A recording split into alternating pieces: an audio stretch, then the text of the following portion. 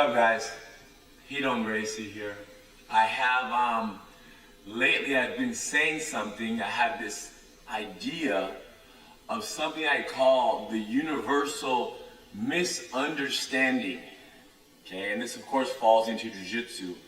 And what it is this, for example, when we see two people training Jiu-Jitsu, let's say that they're 50 yards away and you're watching them, and one person is on top, one's on the bottom, and he's in the guard on top. Naturally, when you see this, what do we think to ourselves is the question. Meaning, I'm watching these two people sparring, and what do I expect? You know, what do I want to see? And usually, what that is we think, okay, top person should pass the guard now. Okay? And that is exactly what I call the universal misunderstanding of Jiu-Jitsu. And it's the same thing for the side control. The bottom person, top person's controlling. What we expect is what? Okay, the bottom person has to escape the side mount now.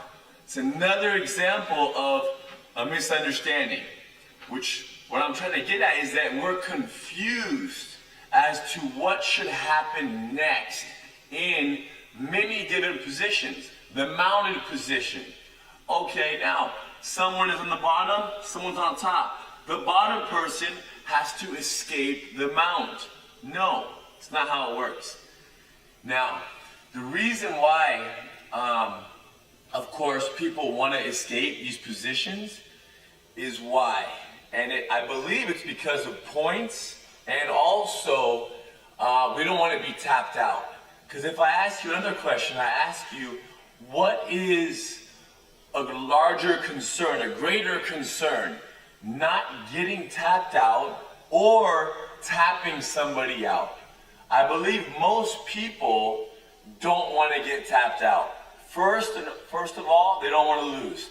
Now, sometimes we might go for a submission because the sooner we finish somebody, the sooner we guarantee that we will not be defeated.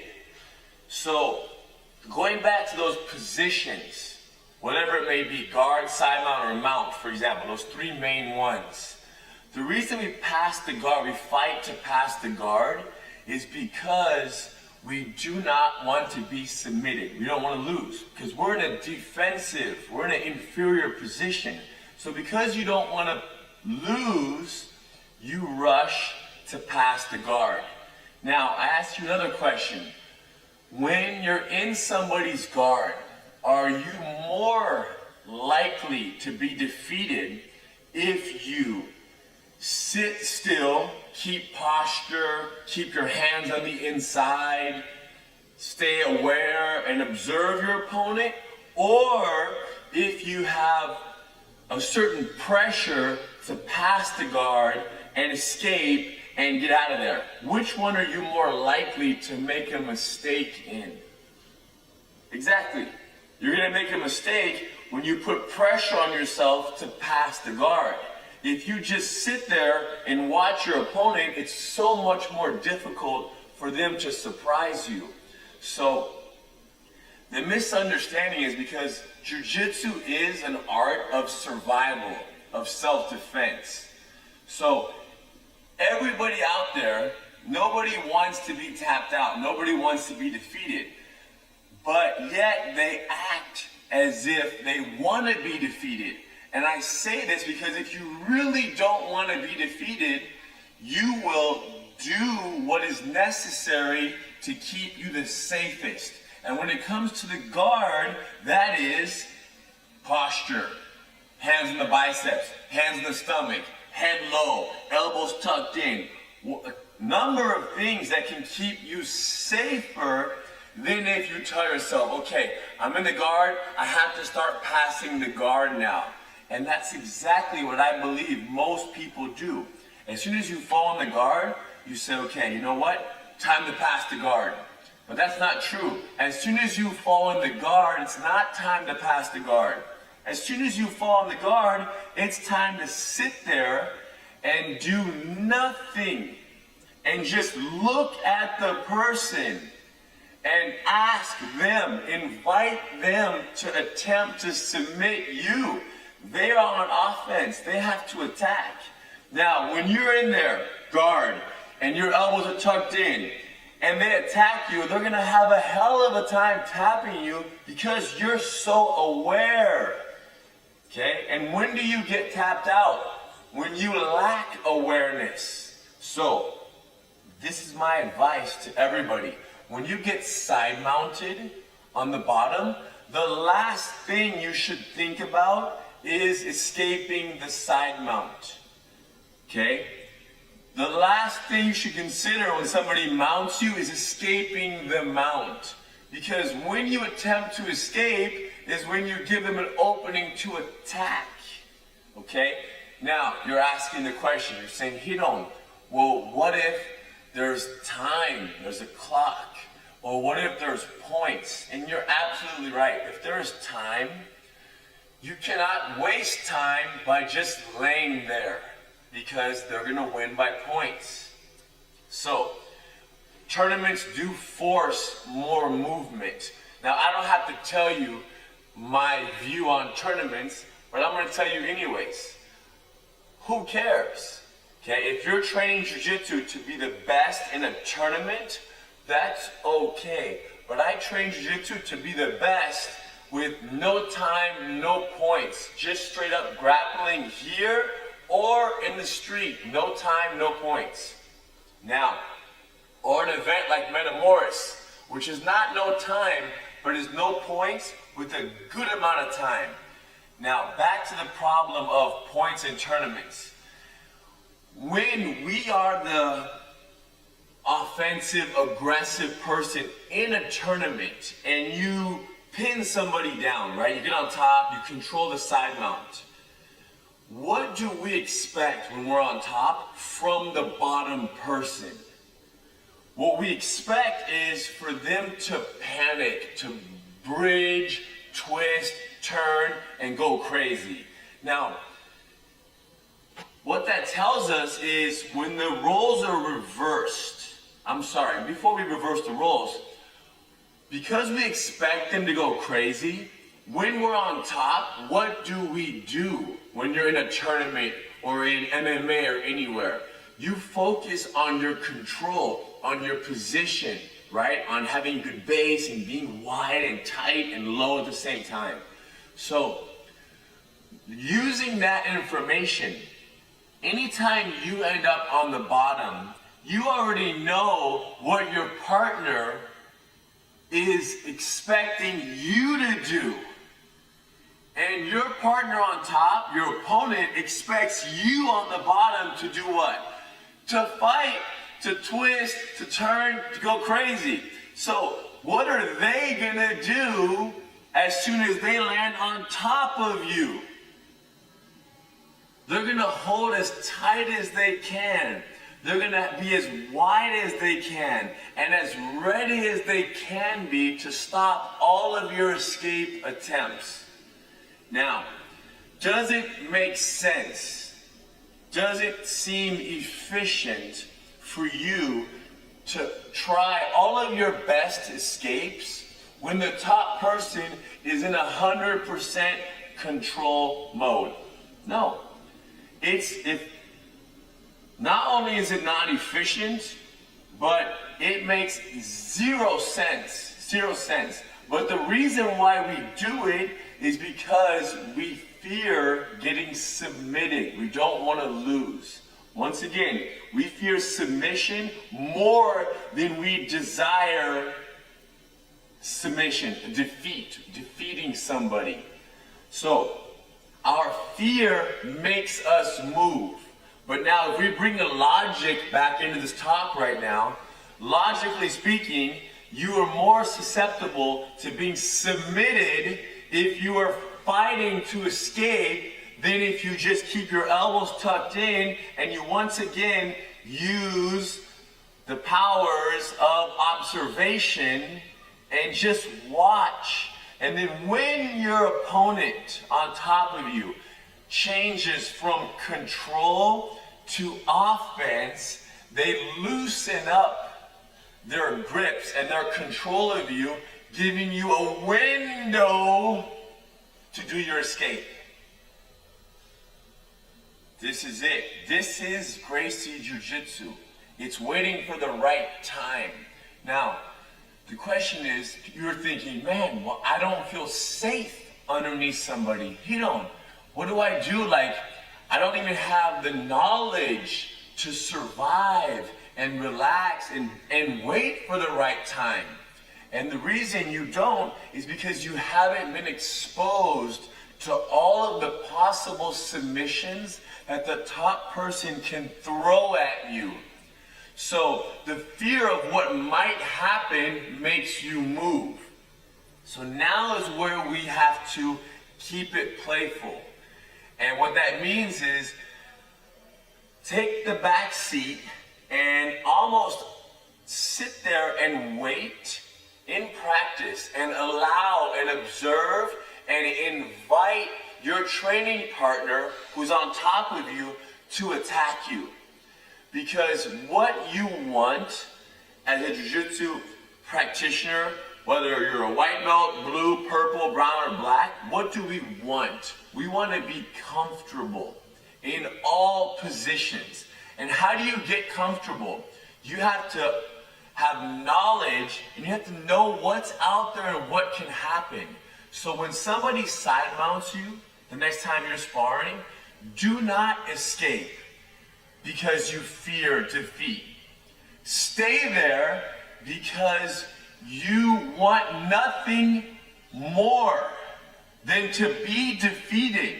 You love the idea of your partner tapping you out because when they tap you, they're helping you build a greater understanding of how you can lose. So when the day comes where you do not want to lose and you want to escape, you are more familiar with what is out there, right? Allowing you to chill and wait and be aware and see the window of opportunity. And then when it comes time to escape, when you attempt one escape, you get it. One shot, one kill. There is no more trying 6, 7, 8 times to escape somebody's control. Okay? So you have to invest in this training, this way of training, of staying down there and inviting the submission and almost being excited. When you lose, there has to be, when you're tapped out, there has to be a level of excitement. Like, yes! Either A, because you saw the mistake that you made. And the reason why you saw the mistake is because you were aware, meaning you weren't trying to escape and get off your back. You saw the escape because all you were trying to do was stay there and stay safe, which means all of your attention was right there in front of you, only focused on their attack and not what you might want to do, escape-wise. So what happens is, once the day comes where you do have to get out, you're going to be ready. You're going to have, an understanding of 25 possible submissions that can happen from the top. Okay? Nobody does this right now. I've been to hundreds and thousands of schools, and I have almost never, except for schools that are certified training centers, seen students laying on their backs, not moving, while somebody else attacks, and just defending. It's so rare, okay? And the reason why it's so rare is because when you lose, there's a good chance that somebody in the room, whether it's the instructor, another student, somebody congratulates the person that beat you. So you want that, right? You want that praise. You want to be told, congratulations, good arm lock or good submission. So what do? First of all, you want to avoid it so it doesn't happen, at your expense. And then you want to defeat them so you can get a good job on your back. But let me tell you this, if you come here, I'm going to give you a pat on the back, and I'm going to say, good defense. Good job not fighting to escape off your back. Because that is so much more impressive that you can lay down and let somebody throw their 20 best submissions at you, their 5 best submissions, and you don't even move. And then who knows, that person that's on the side control, because they couldn't submit you, what do? They jump to the mounted position. They go to knee on stomach. They have given up in that position. And this can happen from everywhere. If you're in someone's guard, wouldn't it be nice if you can send the message to the bottom person that it's impossible for you to tap me? Once you send that message, how easy will it be to pass the guard? Or to escape their side mount? Or to escape their mount? Very easy. Thank you. This is why we keep it playful. We keep it playful because we want to prepare for the future. So if you do me a huge favor, keep it playful 1 day a week or 2 days a week, I guarantee you this journey to black belt should not take 10, 12, 14 years. It should take 6 years. But 6 years of very aware sparring. Final note, this whole keep it playful idea and this idea of being on your back and just laying there and defending. You're wondering, what about a street fight? Does this apply to a street fight? And the answer is absolutely, okay? Now, of course, there are different problems. In a street fight, you're not concerned with an arm lock or a gi choke. You're concerned mainly with maybe punches, elbows, knees, right? Let's say, for example, the bottom of the mount or the bottom of the side mount. So it's more about staying close and stopping their punches. But more importantly, is if you're in a street fight, when they start punching you is the equivalent to when someone starts to choke you.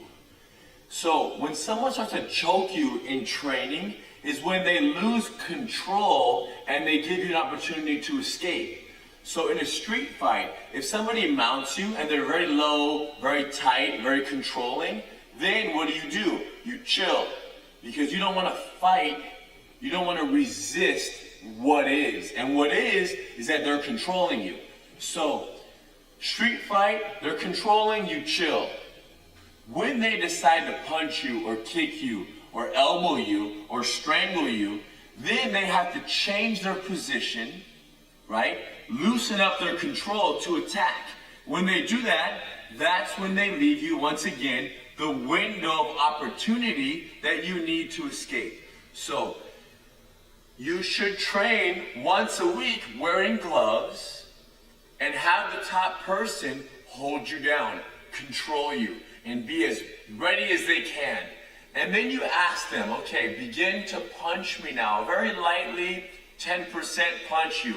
And notice how when they move to punches, they can't hold you with the same control that they had before, and therefore giving you opportunities to escape. 最後までビデオ見てくれてありがとうございました。グレイス柔術チャンネルでは柔術で強くなる秘密解説した電子ブックをプレゼンしています。グレイシー柔術をやってみたい人向けにグレイシー柔術検定や10日間の無料体験レッスンやっていますので、概要欄からぜひチェックしてみてください。動画の配信を見逃したくない人はチャンネル登録とその横のベルマークをクリックしてください。もしこのビデオちょっとでもためになったと思ってくれてる方はコメント欄に感想、いいねボタンよろしくお願いします。また次のビデオで会いましょう。